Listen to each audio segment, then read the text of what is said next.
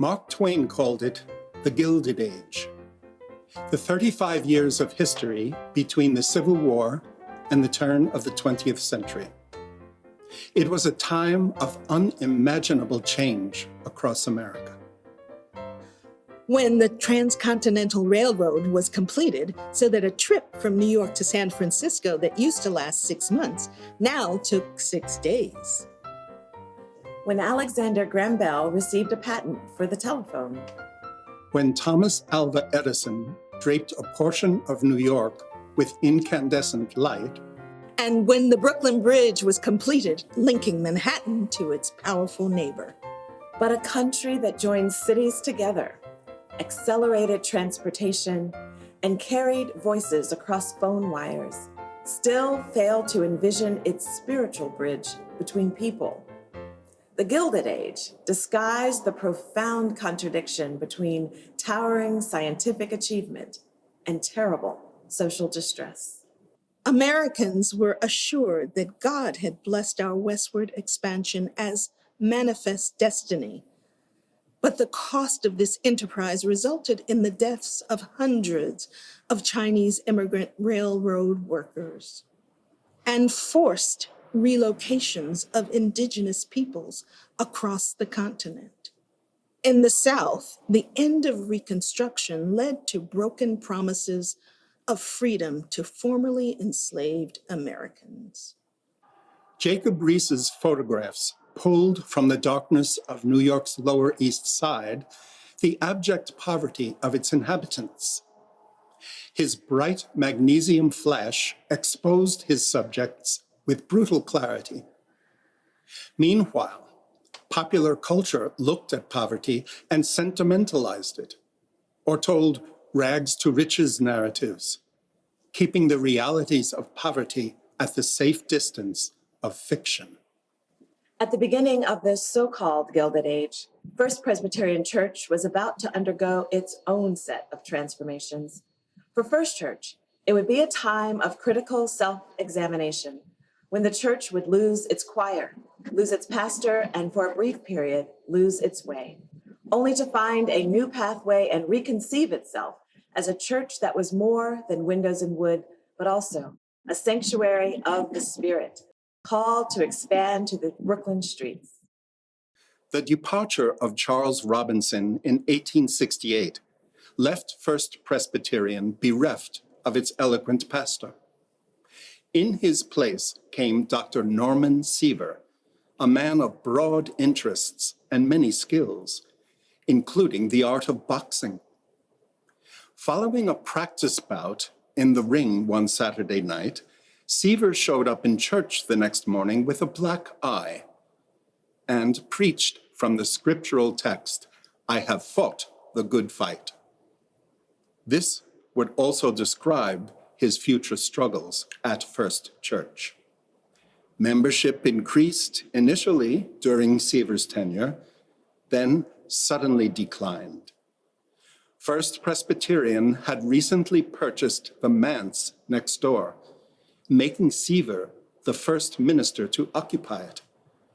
But acquiring the building incurred a $22,000 debt that left the church laboring to repay it. This, plus New York's financial panic of 1873, further compromised the fortunes of First Presbyterian. The church had for years supplemented its treasury with paid seating in its pews. The amounts assigned attest to the well-heeled nature of its congregation. But the debt forced Siever to cut back on one popular fixture of the church, namely its professional choir. They were replaced by amateur singers.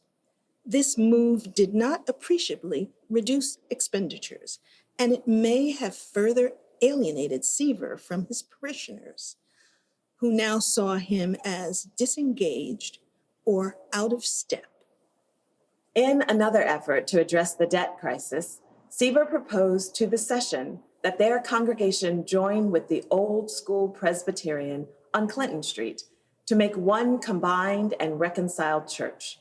After all, The Great Schism that first divided them had been settled in 1869, and the issues around slavery had been made moot with the end of the Civil War. Or so some people thought. Session members held deep memories and perhaps deeper resentments against their renegade former parishioners. At the session meeting, Siever's suggestion was met with silence from its members, followed by a quick adjournment.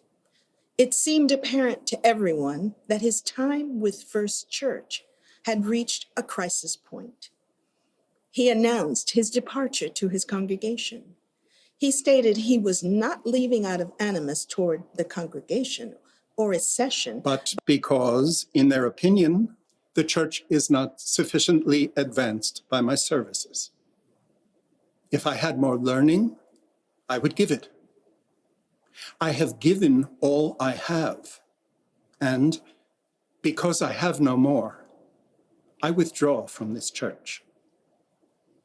It was a time of crisis and confusion. Hope, like a tide, had receded for First Presbyterian and would not return until the church called another young scholar, Charles Cuthbert Hall. Hall was enthusiastic in his work, preaching 2 sermons each Sunday, and was quickly accepted by his church. The city's economy had begun to heal, and the fortunes of First Presbyterian began to prosper. Hall met with individual members to tap their wealth in order to subsidize a vast remodeling initiative. A young organist was hired, the 19-year-old Raymond Huntington Woodman, whose music direction would serve First Church for 61 years. For approximately 20 years, from 1877 to 1897, First Church experienced growth and success, and the congregation slipped into a comfortable relationship with its popular pastor. Meanwhile, Hall had begun a prolific writing career as his evolving church philosophy took shape. In 1894, he published a slender volume with a provocative title, Does God Send Trouble? The theme of his question sprang from the deceptively simple inscription on the title page, God is love. In the introduction to his book, he wrote that it was presented with a desire to glorify him who came to hear our griefs and carry our sorrows. While America attributed divine guidance to the many great achievements of the late 19th century, they also accepted life's great losses as providence and something that must be borne by each with humility. There was a purpose, they believed, to God's trouble. Hall rejected this trope. He stated, If sickness and death are God's will, things he sends upon us for good, what right have we to resist death or to fight against sickness? If sickness and suffering are according to the will of God, then every physician is a lawbreaker. Every hospital is a house of rebellion instead of a house of mercy. And sanitation is blasphemy. Hall did not see men and women as passive creatures, accepting of poverty, sickness, or injustice, but rather as gifted with conscience and volition. He reasoned that if God does not create suffering, then it is up to men and women to combat suffering as an expression of God's loving presence. Hall's detractors saw him as straying from Christian orthodoxy, but his intellectual questioning anticipated what would be called social gospel. Hall did not confine his beliefs between the covers of a book.